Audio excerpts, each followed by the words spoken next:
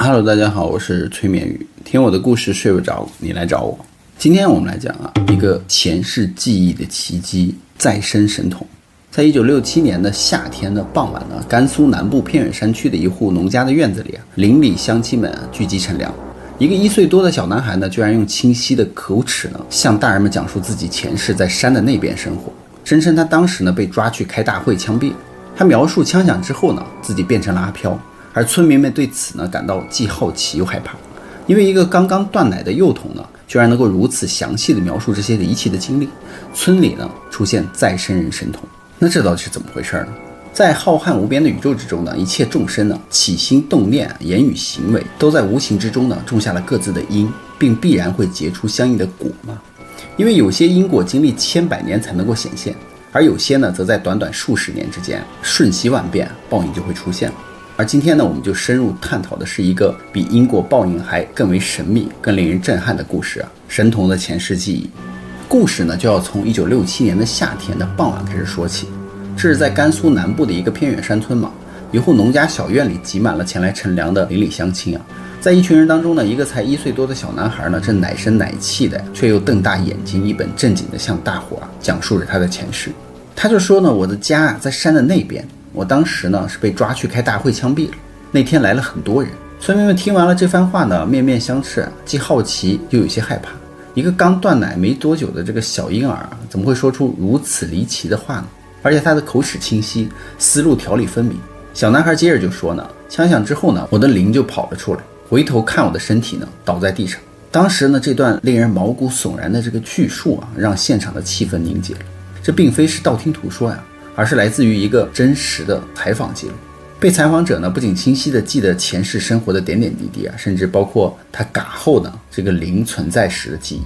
记录这段采访内容的人呢，是原甘肃省公安厅宣传部处长高耀峰，现在呢他已经退休了。据说被采访者呢是一位在当地职位较高的领导，因为不便透露身份呢，在文中呢就使用了化名叫华先生。在2016年8月23日呢，甘肃省陇南市某县城的一家宾馆内呢，这个高老师就见到了这个不胖不瘦、戴着眼镜、文质彬彬的华先生。当时呢，他已经51岁了。一番寒暄之后呢，高老师就抛出了第一个问题：你的前世是做什么的呢？华先生的回答就说他的前世是一个地主，主要是管辖周边7个乡的税收事宜。他先从下面的保长、甲长处呢收集税费，然后集中运输到县城交给县政府。他说他所在的县内呢，全是高山密林，山大沟深，动辄呢县与县之间是200-300里，缴纳税费呢极为不便，所以全县呢没有一块3-4亩大的平地。这里的人口呢也极为分散，80%的人呢都住在河坝两岸的山上。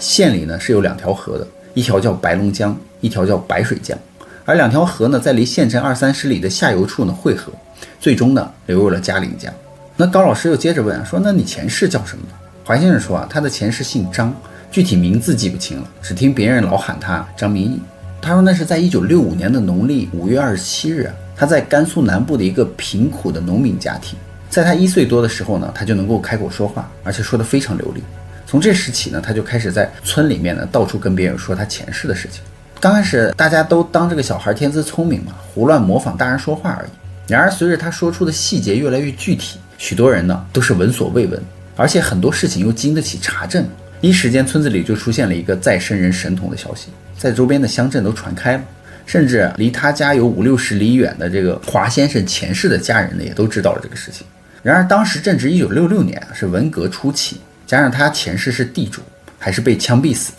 就算前世的家人想来认亲也担心呢被牵连。所以当时华先生的母亲就特别害怕他在外面乱讲这件事情，警告过他很多次。可是他小嘛，根本就不听，也不知道是不是他前世呢在他骨子里面有积怨太深呢。后来他母亲就听人说喝了黑狗黑猫的血呢就不会说了，于是他妈就到处去找，可是给他喝了也没用。没办法呢，他母亲只好把这个华先生吊在梁房上打，效果也很明显，不过也就维持1-2天。后面呢他还是照说不误。而且这段儿时被吊起来打的经历呢，对华先生来说是前世记忆如何显现出的这个最初印象。华先生就说他是在1958年被枪毙的，被枪毙时呢是50多岁，比他现在的岁数要大一些。他说在1958年呢正值是那个大跃进时期嘛，全国上下掀起了社会主义改造的那个浪潮，所以华先生所在的这个甘肃某山区呢，尽管土地贫瘠，人烟稀少，却也未能幸免这场浪潮的冲击。所以当时华先生虽然说是一个当地的小有产业的地主，但是手里呢银元也并不多，都是些铜板。家里呢有老婆孩子，还有转角楼，有畜省圈房，有养猪鸡的那个犬舍，还有较多的田地，而且大多都是山地。出产和收入呢都以种植大黄、当归等中药材为主。因为他之前受到县政府委托嘛，维护当地的治安并代收税费，并且呢政府还给他一个盒子，里面有枪。他说他从来没有拿枪打过人，平时出门呢坐轿子也会给轿夫钱，根本不会欺压老百姓。但是他叹了一口气啊，他就说那年搞公社的人呢，他们上头有任务，就非要揪出几个点心来杀鸡儆猴嘛。于是呢他就很倒霉被选上了，他给他定了一个土地遗留的罪名。一个呢是说他这个家中私藏了一把手枪，二呢是说他过去坐过轿子，压迫过这个中下农。后面一场大张旗鼓的公开审判大会就在这个乡里举行了。为了制造声势呢，他们还号称开了10万人大会。其实周边的乡里乡亲加起来也没那么多人。当时他的长子呢已经在政府参加工作，是县里的干部。执行者呢为了照顾影响，就没有把他押到县里进行公审，而是就在这个乡镇上就判决了。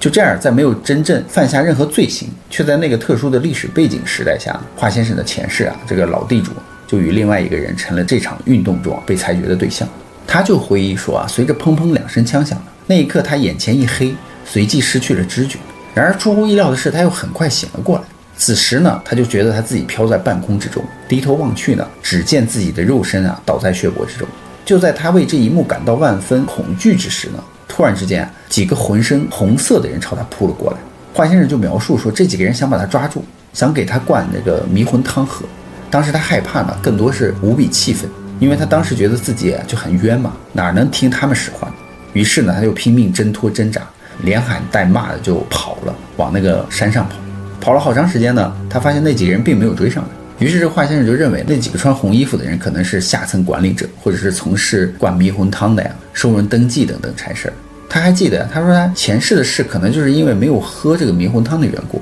后来他补充到呢，这几个人来得很快，就像是提前知道他会嘎在这里一样，等枪一响，他们马上就出现。但是为什么没有一直追他这个华先生呢？他说可能是他们故意不抓的，因为当时呢他们还笑嘻嘻的，没有认真的抓，不知道是为什么。而华先生就说，我跑到山上之后啊，没有栖身之地嘛，就找到了悬崖上的一个山洞藏了起来。这一藏呢就8年。他说他转世后呢，根据年代的时间算出来的。高老师就问他说，那个时候你饿吗？有冷暖的感觉吗？华先生就说没有饿的感觉，但是知道冷热，太冷了怕冷，太热了怕热。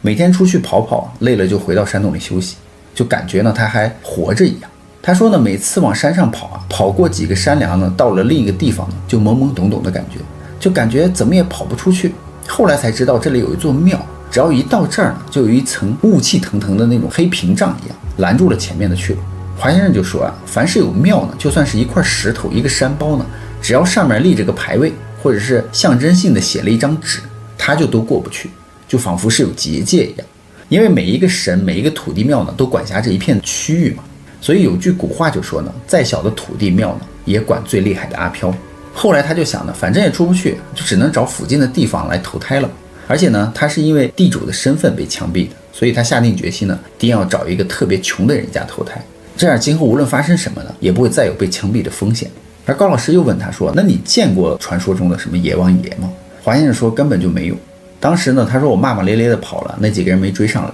所以呢，估计下面我也就没去成。又问他说，那你见过其他的阿飘吗？有朋友吗？他说呢，就像我们在人间一样的，人来人往，不认识呢也不会打招呼。不过有一次他说他见到一个老婆子呢，去世之后好像下面不收他，又把他给打发回来了。华先生转世过后呢，就听他娘说啊，说他们那儿有一个叫做佛宝娘的老婆子，因为生活实在太苦了，活不下去就上吊了。可停尸7天之后呢，人家打算埋葬他的时候呢，他又活了过来。他说当时听他娘一说这个名字啊，华先生就知道啊，之前他看到过的那个老婆子就是他。这个老婆子重返人间之后呢，又活了20多年，直到80年代呢中期才去世。而高老师就又问他们说，那你作为灵的时候有做过什么坏事吗？或者说下面的那些灵有做过坏事吗？华先生就说啊，其实阿飘并不想害人，因为他们也不想无事生非嘛，遇见人呢都会主动避让的。就是有一次在集市上呢，当时人很多，特别的拥挤，不小心碰到了一个人，把他灌的1斤的这个煤油给打翻了，摔碎了。后来华先生在寻找投胎人家的时候，就发现他现在在这一世的妈妈去本村的水泉去提水，于是呢，在他母亲的眼皮上打了一下，当时他的母亲眼皮子上下跳了一下，于是他就跟着他妈妈回家了。他说他看到母亲家里很穷，房屋破旧，穿的也很破烂，缺衣少食嘛，一家5、6口人啊，度日如年。那这个家庭原来很富裕，后来衰败了，父亲长期有病，日子越过越穷。正因如此呢，他们家是贫下中农，所以在当时的社会环境下呢，这是一个好身份，所以这个华先生啊就选择投到这家了。华先生说，现在回想起来，他做了几件非常不人道又很后悔的事情，那就是和前世的亲人团聚。他说很早以前呢，在乡亲们口口相传之中啊，华先生的前世的事情啊，他的前世家人就知道了此事。一开始他们都将信将疑，但是还是有意无意的偷偷打听关于这个小孩口中提到的那些各种旧事细节，最后才知道都是内情啊，不管是名字、人物关系、发生的事情，还有家庭背景，全部都能对得上。然而在当时的环境下呢，就是没人敢公开捅破这层窗户纸。那个时候就算是前世的家人很想来认亲呢，但是哪敢明着找上门来呢？于是华先生就回忆说，毕竟他这一世呢是根正苗红嘛，贫农子弟，而地主家呢在新社会呢，那个时候是处于被歧视的一个阶段，如果贸然相认的话，可能会给他的前世的后人呢招来嫌疑，影响自己将来的前途。所以思来想去呢，双方家庭啊都只是知道彼此的存在，没有认。于是就这样呢，这个华先生在新的家庭中啊慢慢长大。那随着社会气候的宽松呢，风尘多年的往事终于就迎来了真相大白嘛。他说那是在1977年啊，当时华先生11岁，他前世的小老婆还怀着无比坎坷不安的心呢，来到华先生这一世的家里。当表明身份和来意后呢，华先生的母亲看到这个年纪比他还大的女人啊，心里啊非常不舒服，而且还说呢，看你这岁数比我都大，能当他奶奶了，就算他过去是你丈夫又能怎么样？见一遍又能怎么样？无非大家哭一场。他说他现在呢是11岁的我的儿子了，你又不能把他领走，更不能再给他当小媳妇了呀，这都是命，谁也没办法，你还是趁早回去吧。最后这个小老婆的手里啊带着自己亲手做的那个馍馍和树上摘的杏儿也被他母亲拒收了。他离开的时候呢是哭着走的，从此就再也没有来过。后面呢，他的二儿子啊带着他的女儿来看过华先生。那二儿子的女儿呢叫张有慧，在县里的保健站工作。他们来的时候呢，二儿子还给他做了一个就是那种小木马，还跟华先生说啊，他以后上学的那个学费呢，还有吃饭的费用他都包了，还掏出2块钱，当时交给了华先生。当时华先生家非常困难，可是当时的华先生还不知好歹，认为这是看不起他，就发了很大的脾气，说当初呢我出事儿的时候都没害怕，现在还用你们来供我生活吗？就说不用你们管。那面对华先生的激烈反应呢，他的二儿子也愣住了，身旁的女儿呢也被吓得抹起眼泪。片刻之后呢，这对父女就默默站起身来，含泪告辞了。直到现在呢，华先生仍然后悔当初对他们的态度，说了这番狠话。后来呢，2个儿子相继过世。至于这个叫张有慧的孙女呢，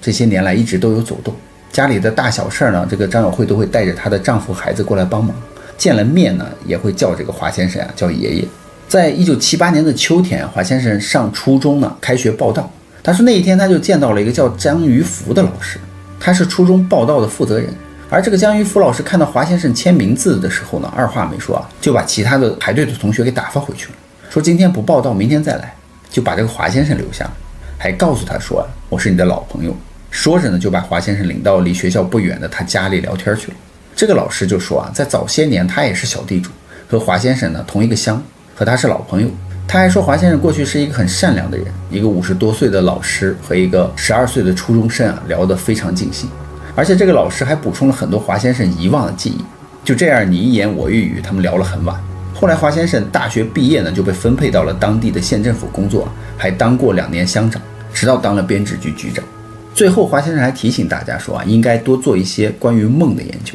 他说梦呢就是一种信息的记忆，跟前世记忆一样，是一种信息的储存，这都是属于生命科学研究的一个范畴。作为一个自然人呢，他说为什么每个人每天都在做梦呢？无论古今中外都不能除外啊。有些人醒过来后还能够复述梦里发生的事情，有些人醒过来后做了什么梦却记不清楚。有的人呢，梦里会反复出现在现实的生活中从未出现的场景，有的人看到现实的场景似乎在梦里见过。他说对这一客观事实的存在，至今不但没有人研究和解释明白，同时呢，对说梦的人也没有一个人去指责，更没有人说是胡言乱语。因为指责的那个人本身他也在天天做梦，他自己也搞不清楚梦究竟是从哪来的呀，是从天上掉下来的，还是社会实践中生活中得来的，还是人脑之中本来就存在的这段记忆呢？所以华先生就说，对没有研究清楚的问题呢，不要轻易下结论，而应该以实践科学的态度去认真的探究。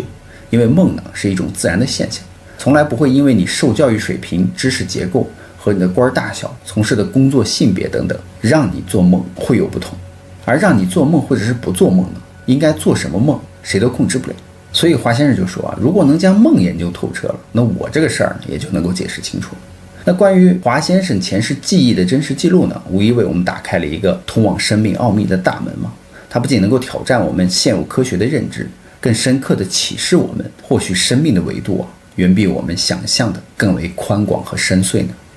那么好了，故事呢，宇哥也就讲完了。别忘了订阅关注宇哥的频道看后续更多精彩内容哦。